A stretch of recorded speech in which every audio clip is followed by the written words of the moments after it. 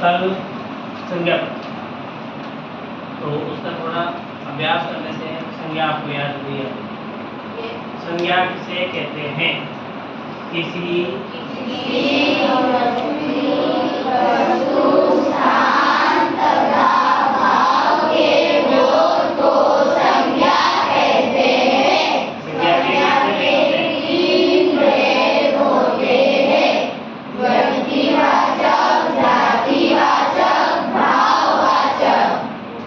आज हम पढ़ रहे हैं सर्वनाम। सर्वनाम का शाब्दिक अर्थ क्या होता है? सर्वनाम की परिभाषा को बताइए एक साथ।